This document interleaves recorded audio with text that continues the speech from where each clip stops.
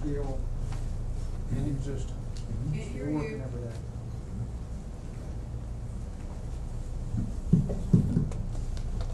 What happened to his?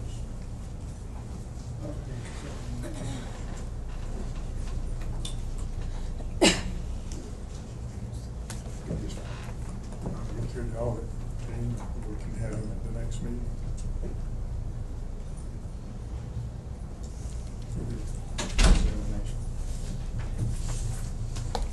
Okay, we'll move into our financial report, Sarah.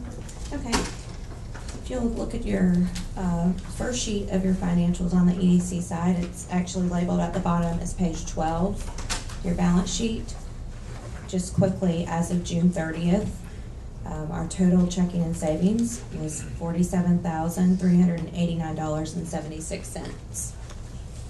And if you go ahead and flip on over to page 13, that is your profit and loss. And we'll take a look at the income and expenses as of June 30th. So for the month of June, we took in $50,000 in grants and collected $1,000 in rent. Under expenses, I would like for Charlie, is he still here? To come up and explain to you. These were some journal entries. If you're looking at regular salaries and payroll expenses, those numbers look extremely off. I noticed that after I did Hold it. on just a Can I moment. ask a question? Yes. You showed $12,000 net income. I think you may have explained this once before, but I forgot. Yet, under the equity section, you show net income of negative 4,800. I thought I was supposed to float from one to the other. She's printing the profit and loss for just the month of June, whereas on the balance sheet, that's for the fiscal year to date through I June understand, 30th. but the net income is supposed to flow to the financial, to the equity section.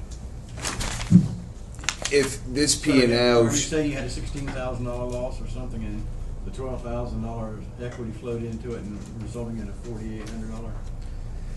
no, sir, the $4,800 would be September or October 1st through 9th or through So June I'm saying 30th. Through June 30th. Whereas May the 30th. Let me finish. Through May 30th, you had a negative loss of $12,000 plus $4,000, $4,800. And so when you transfer the $12,000 to the equity section, you wind up with a negative $4,800. Is that what you're saying? That'd be right. We need to print this profit and loss on a year to date in addition to just the month of June. The salaries under expenses were being coded to two different accounts, payroll expenses and regular salaries. I made the journal entry on June 30th to combine them. I shouldn't have used that date. But anyway, that's why you see the negative salaries and then the positive salaries there. I'll correct that. It's because of my journal entry, but I will go back just so the payroll expenses are not going to regular salaries and payroll expenses. We're just kind of showing that under one account that follows the budget. And there wasn't anything abnormal about payroll expenses or salaries for that month. The detail is in your packet as well under the general ledger, so you can see what the exact expense was on each of those categories.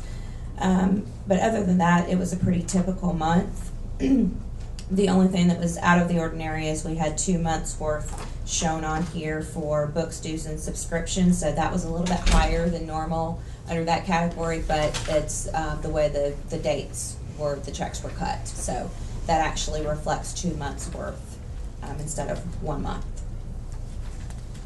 On the income, I think you mentioned the $50,000 was classified or in the category of grants, but that was actually our draw on the BOCC, or was it something else? Mm-hmm. That particular $50,000 was a BOCC draw. Okay, so not technically grants. It was our funding from the BOCC that we made a draw on. It is. In QuickBooks, it's all classified under grants. I'm not sure if that's something that we may. If you want to see those separate various out. grants, so we can certainly break that out. And we actually did for this budget that we just went over. So you might have noticed that we did start separating that out and kind of delineating the difference between an EDA grant income and BOCC funding. So we will, option of the new budget will make the necessary changes within the QuickBooks classes.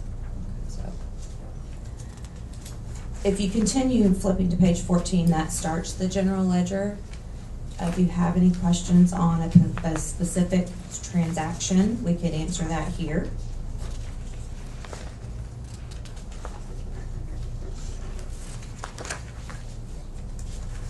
Again, the expenses were pretty normal for the month. If there aren't any other questions, we could go ahead and flip to page 22. That's the balance sheet for the IDA. As of June 30th, our total checking and savings was $6,235,861.12. If you scan down the page and look at the line item total due from other governments, the $308,872.22 that is due from other governments, those are 3 reimbursement requests that are outstanding for EDA grant reimbursement. We are waiting on those to be, I'm sorry, there are 2 instead of 3, from the EDA on projects. So our total liabilities and equity, $7,895,540.91. Do you have any specific questions on that page before we flip over to the profit and loss by class, where we'll go into each particular class individually? If not, on page 23 starts your P&L by class. The first category showing is the Grove class. You'll notice that we received $29,482.72. That was a fruit check. And then we had normal caretaking expenses for the month. Under the incubator, on expenses, the very last category under capital outlay, $226,816.17. That was mostly due to pay apps towards the building retrofitting and the purchase of the field line equipment.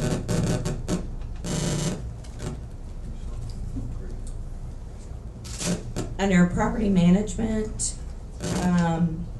under landscape and grounds, I just wanted to make mention that the 1982, those were 2 invoices that were paid out. It was the way the checks were cut as well. Those are 2 invoices. And then we also brought in $1,094 in income off of property management, which is our rental properties showing. Page 24, under spec building 6, the floor cam project, under capital outlay, we had $19,190.74. Those were for permitting fees for the building in half-acre payments. So that project is underway with beginning permitting. All the way over under the general fund other, the $2,392.20 under fruit, that was the earlies that came in. That was the RISE check, so that's reflecting there. And then a couple other categories I wanted to mention over on page 25 under administrative, the 14,834.27, that are payments under accounting and audit, Clifton Larson Allen and Wicks Brown services. That's part of the 25. That for the, yes, the CLA portion is a part of the 25 that she mentioned today.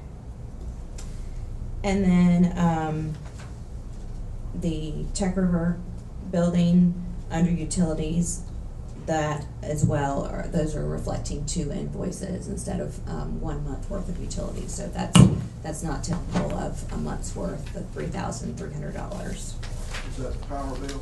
Yes, 2 months worth. And then over special revenue, on page 26, that's where we are showing the Mosaic grant revenue, the $3.5 million payment that came in.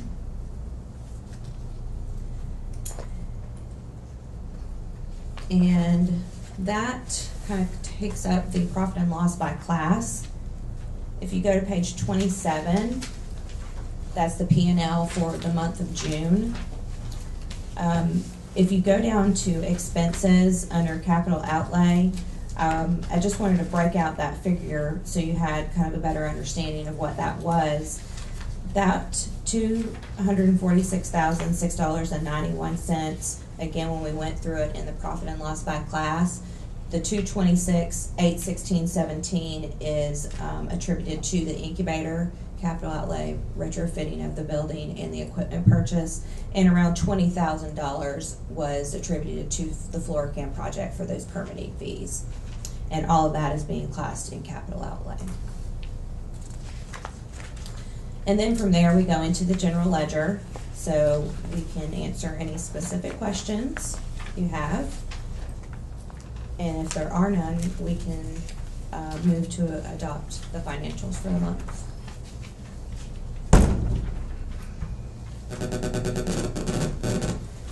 Any questions or comments from board members?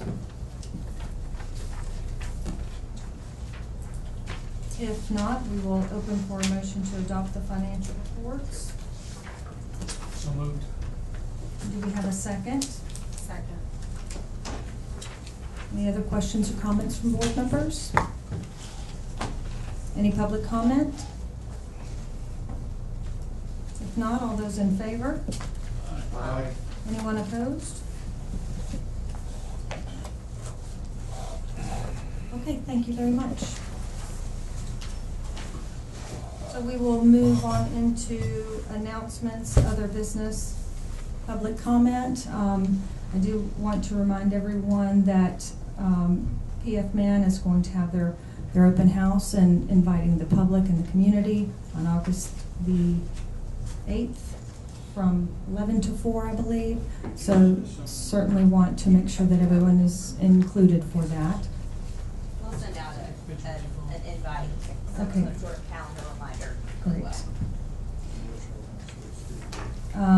As Bill mentioned, there's a BOCC workshop on the 6th here in this room that will cover some overlap with our funding for the IDA that we may want to also add to our calendars. Any other announcements or other business from board members? Yeah, I got some things. For the last, I don't know, 4, 5, 6 months, I've been trying to get this meter deposit thing with PF Man taken care of. And I'm just wondering where we stand. Do we know whose name the power is in at PF Man? It is still in the IDA. They are negotiating a new deposit. The building, the initial deposit was made on a building with consumption, Donald, I want to say 25, what's the rating for, whatever it is. The commercial rate's high. Usually they get like about 3 months meter deposit. You can figure, they figured probably about They 5,000. They estimated, and they have asked them to look at the last 6 months, recompute the deposit, and that process is going on, and I'd hoped it'd been resolved this month, but we're on it. Okay, so right now the power out there is in the IDA's name. It is in the IDA's name, but they are paying it. Okay, all right, You good. did, however, after the last board meeting, when you did bring that up, just so you know, it didn't fall on, deaf ears. Well, I hadn't heard from We you. did make contact with them and reiterated to them that, we needed to get this situation resolved, and that, that is when they, I appreciate started that. to renegotiate the deposit, so we did make sure that we made contact Okay. with them to resolve it. Okay, I got one other thing. Out there when you come into the park, the land on the left that we sold to Nutraceuticals or somebody, did we have a contract on that they had to build by a certain date, or they had to pay us $30,000 or something? Has that contract expired? We have a contract. I got a letter from their attorney last month arguing that there were no additional stipulations. I'm not certain whether there's any stipulations or not. They have spent a large amount of money retrofitting the building. You're talking on the left? Yeah, the empty lot. The empty lot, I'm talking about the building. The empty lot, they paid market value for that I property. know that, but was there an agreement that they had to start construction on that property by a certain date, or there's gonna be a fine? How would we do that? I don't know of any. I'm just asking. I don't know of any agreement where we would sell someone property and tell them we were gonna fine them if they didn't start construction. Well, just tell me no, that's all. Well, I don't know, you're bringing it up as if they're. Pacer doesn't have anything, neither does the, I bring it up because I was asked about it. yeah, Pacer doesn't have anything, and the trust building doesn't have anything. Now, this is just, as far as I understand, it's just that, what, 8 acres or something, right there? Just in north of North? the- I know they have been working on a site plan development for that piece of property, but Okay, there's nothing in any contract that, okay, we're gonna sell you the land for this $100,000, which is, I guess, the going rate at the time. But you have to start construction by a certain date, or we're gonna fine you so much, or you gotta pay us a fine. We sold them the land. Is there anything like that, is what I'm asking? I don't know why we'd ever want to do that, but to my knowledge, there isn't, but I will double check. And we sold them the land at $12,500 an acre, which was the appraised value. Yeah. I don't have a problem with that. I was just asked, was there a contract? If they didn't start construction by I don't- so long after we sold them the land, that they had to pay a penalty or fine or something, and if there's not, then I'm through with it. Do you think we should do something like that? I don't remember it. But, I mean, would that be a wise policy? We Not to can, me, it wouldn't. okay. I didn't say it was wise, I just asked the question. Madam Chair, Yes. I think it would be appropriate to comment on the reduction in the BOCC's allocation for IDA. It was, the request was for 235 for this year, or for next year, and I believe it was 235 last year, wasn't it? Yes. Okay, and then I believe it was actually 250 a couple of years ago. Yes, and it had been as much as 300 Okay. way back. Not But from we us. looked at the last 2 years, and actually, I believe last year, well, the last numbers that we had audited, yet last year's we had audited numbers for, that the IDA only drew 150 each year. And I guess at this point, you've drawn 100 for this year. Yes. Okay, all right. I want to let you know that the reduction has nothing to do with the commission's commitment to economic development, or to the IDA or the EDC. And actually, it's to the EDC, not the IDA. But it has everything to do with trying to balance the budget. Those monies come directly from ad valorem dollars, and which is property taxes, both real estate and tangible. And we're short. Basically, our property values in this county have dropped 3.5% last year to this year. Well, actually 2012 to 2013, which are the numbers that we're working with. So it has nothing to do with our commitment to this board or to this project. It has everything to do with trying to balance the budget, and we're still working on it. I don't believe that we'll cut it any further. I can't say that for certain, but I don't believe that we would. We're coming back on the 6th with we gave staff a little time to refine the numbers and do the math that we had messed with for 4 days, and come back, and we're planning on cutting some more. But we had to come up with a figure that we could certify the millage rate at a place that wasn't an undue burden, and we're still planning on cutting them there. But I just want to let you know, it was not. There is no lack of commitment. And two, we had qualified our ask the last several years pending an EDA grant, because the EDA grants are not awarded until mid-September, and we have to go before the BOCC in late July. So we ask for more in the event that the EDA doesn't fund us. So that's created kind of a precarious circumstance, but it's fine, and I concur with what Commissioner Thompson has said, and we will continue to work with the BOCC in all ways possible to help you. We appreciate it. Any other announcements or comments from board members? If not, we'll open for public comment. Mr. Kirkland? I don't want to be ahead of somebody else if somebody's got their hand up. You're not? Okay. Thank you, Frank Kirkland, Bowling Green, Florida. I'm just gonna make my comments after I get through. You can address them any way you want to. First of all, I want to say that when this stuff started with Continuum, when the agreements and stuff were made, I was pretty involved, and there was no such thing as agreed upon procedures until that stuff come up with Rapid Systems and the little shows that goes on there.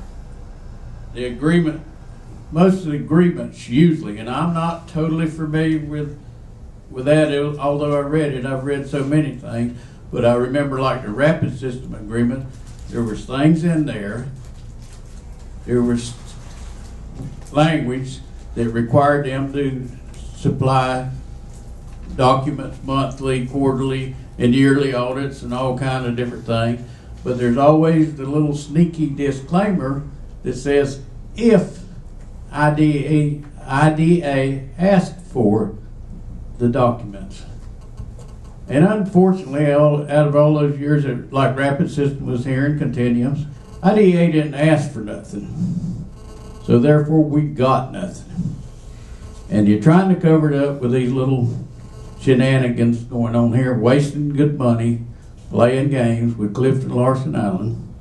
So my comment is we don't like that, and I think I made the other part pretty clear. All right. Another real answer I would like after I sat down, did the board vote on eliminating Kristen's position? So I haven't been involved, so I don't know. Or was this a staff deal that decided that? I remember Lori Durrance brought her, he was the one that motioned to bring her in to do a certain job to help keep Bill out of it. You got a better memory than I do. You're the man that done it. And I just wondered if the board, if this went before the board and approved like it should have been. Okay. The rest of my comments ago, going back when I came in originally, Bill, some of you remember well, I didn't come in necessarily calling people names. I came in trying to make constructive criticism and comments about you guys need to run this, and EDA needs to run theirs. All of you need to run it like it's a true business. And when these applicants come, you need to forget the philosophy crap and go ahead and validate these people just like they would have to be validated if they went to Lori's bank and wanted money. He knows how that process works. And when it's a business loan, it gets complicated. Final comments, Mr. Kirkland. Huh? Final comments, please. Well, I'm trying. I'm getting close anyway. So, okay. Well, that's my thing. You need to adopt application forms and formats to validate the people's worth, their collateral, and all these different things, business plans, all the stuff that goes with that. Thank you. And get off of this philosophy thing, not asking people something, scared you're going to run them off, because the best thing you could do is run them off if they're going to be like what we've seen so far. Thank you. Thank you, Mr. Kirkland. To address your comments on the agreed upon procedures and Continuum Labs, I do want to be very clear. No one is having an attempt, or that it is not the intention or motive of this board to cover anything up. Quite to the contrary, we would like to improve the transparency of that process. We find that the funds were spent appropriately in accordance with the contract. So I don't agree with that statement that there is some effort on behalf of this board or staff to cover up the information that's being requested for the examination with Continuum Labs. On your second concern with Kristen's position, we haven't eliminated Kristen's position. Kristen has voluntarily resigned to accept another position somewhere else. And we intend to try to go through a process of restructuring our office. We're having some discussion on whether or not we take this opportunity to move to a new location. I think it is a good chance for us to be able to reevaluate what the needs are of staffing in our office, and then move forward with replacing Kristen or having a similar position. So there's been no effort on behalf of this board to eliminate her position. She's voluntarily resigned, and we're moving forward with, what is the next step for us. And your third comment and your third point on going through a process with these companies and these businesses, I think we've made significant improvement over the last year with new applicants that are coming in to have more information, to get clarity, to ask questions, and to understand the nature of their business. So I think we're in agreement. We would all like to have a clear understanding of what we're getting into and being involved with our companies that are coming in and receiving IDA funding.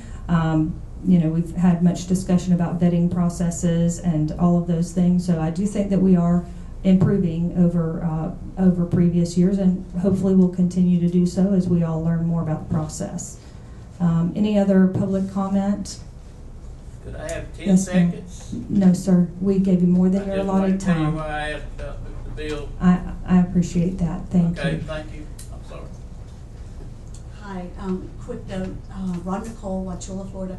I just want to wish Kristen lots and lots of luck in her new job. Yeah. It's exciting, and even though I might be the other side of the Great Divide, I still wish you all the best. Yes. Thank you. Thank you. We appreciate it, Kristen. Any other public comment?